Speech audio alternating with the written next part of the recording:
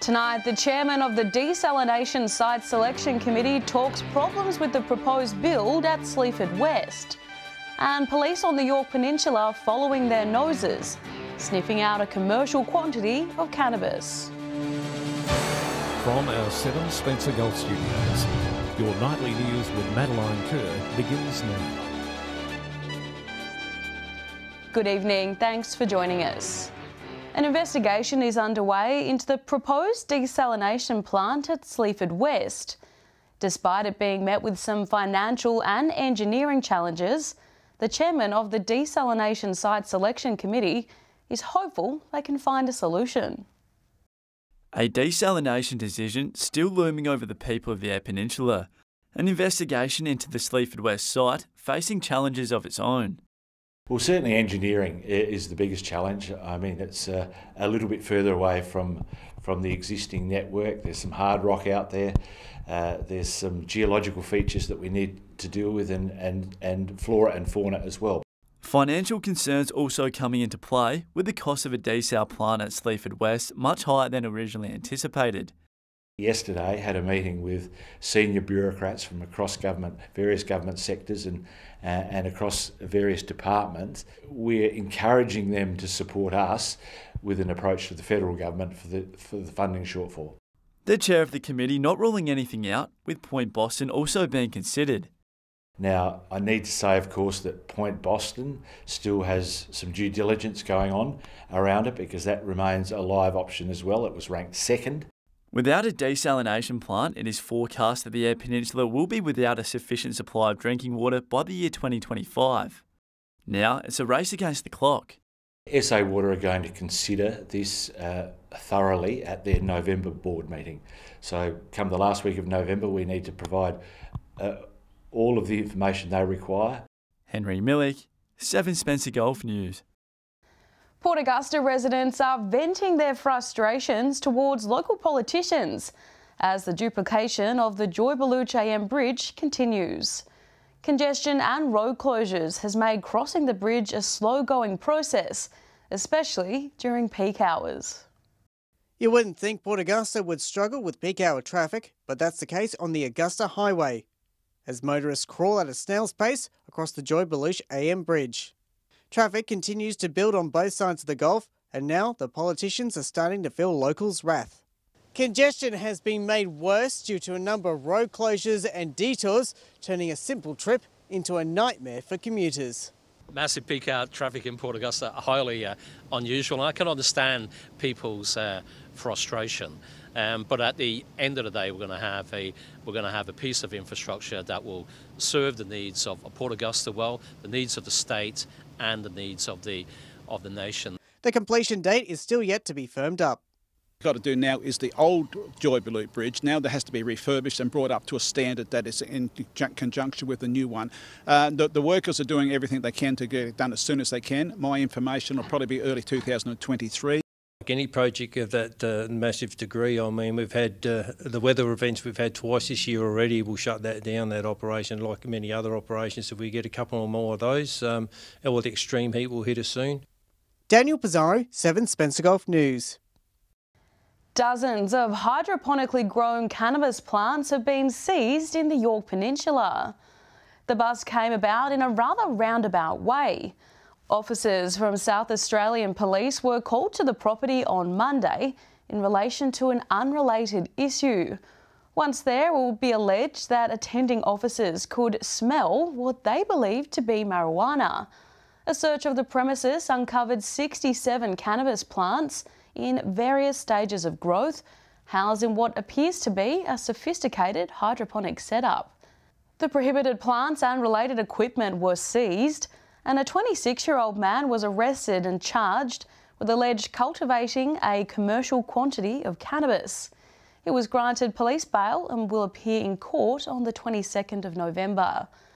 A 28-year-old woman was reported for cultivating a commercial quantity of cannabis and for hindering police. She will be summoned to appear in court at a later date. Broken Hill's Tidy Towns Working Group will get together this weekend with a clean-up event. The group will be targeting historical sites around the city as they ramp up cleaning efforts as we head into the warmer months. Keeping the Silver City sparkling clean for current and future generations. That's the goal of the Tidy Towns Working Group.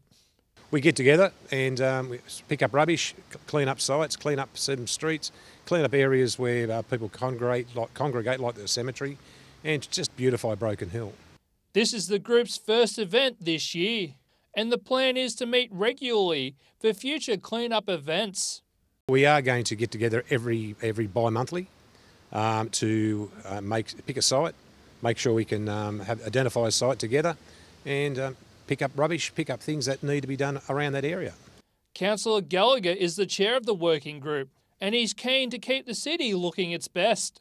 Very interested in ensuring that town is tidy and clean, and just to make sure that when the general public and then the people of Broken Hill go to these places, it looks nice, and especially the tourism, to ensure that those areas are clean and tidy. The group will kick off its clean-up at the picnic train attack site and have also discussed where else needs some attention, while not just limiting themselves to tourist attractions.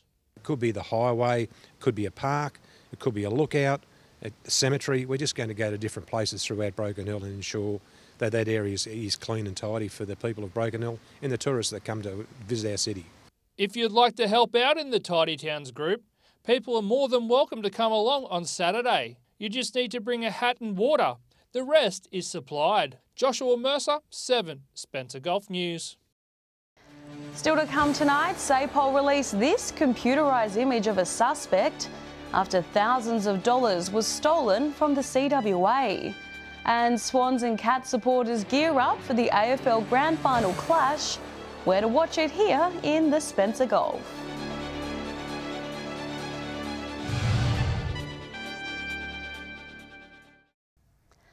Welcome back. A heads up to drivers in Broken Hill and the Far West to take extra care on the roads over the next few days. As of midnight last night, double demerits are in place and will be in effect until 11:59 on Sunday, September 25. The reason behind the double demerits is the National Day of Mourning for Her Majesty the Queen, and it coincides with the beginning of school holidays, which also start this weekend. So it will certainly be a busy time on our roads. Under the New South Wales Road Transport Regulation 2017, double demerit periods automatically apply over a long weekend when a holiday falls on a Thursday, Friday, Monday or Tuesday. Infringements will apply for all speeding, seatbelt, mobile phone and motorcycle helmet offences. Police are following up on a low act at the Royal Adelaide Show earlier this month, where thousands of dollars were stolen from the Country Women's Association stall. SAPOL has released this computer-generated image of a man they want to speak to.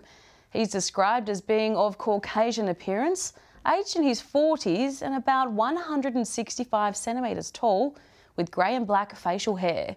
He has a distinctive horizontal scar above his left eyebrow and tattoos on his left forearm, and was wearing a Led Zeppelin top at the time of the incident. The alleged incident happened around 8 p.m. on Tuesday, September 6. Police say the man walked up to the CWA stall and demanded cash. The staff member obliged, placed the money in a dark blue backpack provided by the man. It will then be alleged he left the area on foot through the showgrounds and out of sight. Anyone who recognises the man is strongly encouraged to come forward to police or Crime Stoppers, and you can do so anonymously. As we count down to the footy grand final, Geelong are shaping up in front of fans ahead of their clash with Sydney. Meanwhile, we're still waiting to see if a crucial young gun will recover in time. There's less than 3 days until the football world comes together for the greatest match of the season, the grand final at the MCG. Geelong faces Sydney, with the Cats the odds-on favourite to win. The team, from management all the way up to the players, say they're ready but aren't taking the game for granted. We're up against a formidable outfit in the Swans, but we give ourselves a chance. We're excited to be here. We take the risk of the disappointment just to be a part of it. The Cats trained before excited fans at Cardinia Park this week, as Zach Tui admits there's nerves but also determination. With the very best, and Sydney are going to be ferocious on the day like they always are, but I'm pretty confident that if we play the way we know we can, we'll be in with a good shout. Meanwhile, it's still a waiting game for Max Holmes following his injury, but the Cats say they have several players on their radar if he's unavailable.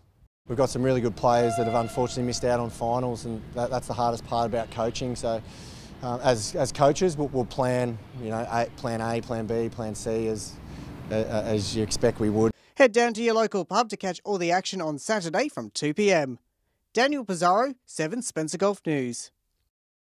Stay with us after the break. Maroons legend discusses his health battles and the benefits of telehealth services. And it's a prestigious event with a massive history. 2 sleeps and counting until Broken Hill's Civic Ball.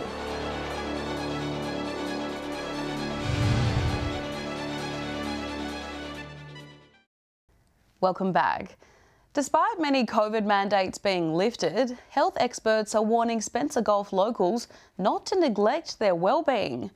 Rugby league legend Stephen Renouf encouraging people to set up their My Health record, ensuring all your medical history is secure. He was one of the game's most decorated players, and the former Broncos star doesn't plan on slowing down. Renouf is coming up. Oh, that's it, I'd say. They're chasing, but they may as well not because Renouf's too fast. Stephen Renouf is a legend of rugby league, having played 11 State of Origins and a World Cup for Australia to go with it. However, he was diagnosed with type 1 diabetes in 1993, having to make the decision whether or not to play on in the sport he loves. But to look after it, and I like to think that, I was able to do that while playing top level, professional sport. And I sort of say to young kids that, you can do anything if you do have type 1 diabetes. Despite his diagnosis, Steve never let it get the best of him both on and off the field, taking care of his health a priority. Now he's encouraging others to do the same through My Health record. We'll mention as well about the My Health record and from the Australian Digital Health Agency. We have 23.3 million people who have a My Health record. And I think for a family like ours, it's very, very important to have that medical record. Electronic prescriptions are now available, with over 118 million telehealth services being delivered across the country. Steve says it's important to check in with your physical and mental well-being. It's about checking in, and I sort of say to people, every 9 months to 12 months, no longer than 12 months, go to your GP and ask for a health check, and I think that's so important. And despite the Broncos not making the finals this year, Steve is confident that the team is still on the up. How we ended it, it just wasn't great. The boys, I think they'd all wear it, and they let themselves down. I think on a whole, we're a lot better club than where we were 18 months ago. Henry Millick, 7 Spencer Golf News. It's been put on ice since 2019, but the Civic Ball returns to Broken Hill this Friday night. There is an air of excitement in the city, with a special guest making his way just for the event. It's an institution that was almost lost to Broken Hill. But the Civic Ball is back on the city's social calendar, and there's a buzz around its return. 2 of the girls said it's been their dream since little girls, and the other one said she's doing it in honour of her mother who didn't do it. So it's pretty exciting sort of stuff. The event means a lot to the community, and there will no doubt be some support come Friday night. What we do know is that the community loves to support events like the Civic Ball, and I, as Mayor, want these traditions to continue and get bigger. It will be a night the debutantes will never forget, and a special guest, who goes by Farmer Dave, will be there for the big moment, as invited by the Mayor himself. So after meeting with Dave, we thought what a great opportunity to have someone special for the debutantes and their partners to meet and just get to know. After being cancelled the past 2 years due to COVID, there were fears for the event's future. And if it didn't go ahead this year, it may have been lost altogether. Yes, look, 2 years without having it, and if we had a 3rd year without having it, that would be the end of the Civic Ball, in my opinion. So it was really important that we had it this year. Many of the debutantes purchased their dresses years ago, holding on to the thought their big day will come. It was really important to make sure that the debutantes that had missed out in the past couple of years had the opportunity to do the debutante ball and use the dresses that they'd paid for over that period. Doors open at 6 p.m. on Friday night for a 7 p.m. start. Joshua Mercer, 7 Spencer Gulf News. Stay with us. After the break, we compare fuel prices to what we were paying this time last week. And we'll have the Spencer Gulf weather details with Alex Sykes.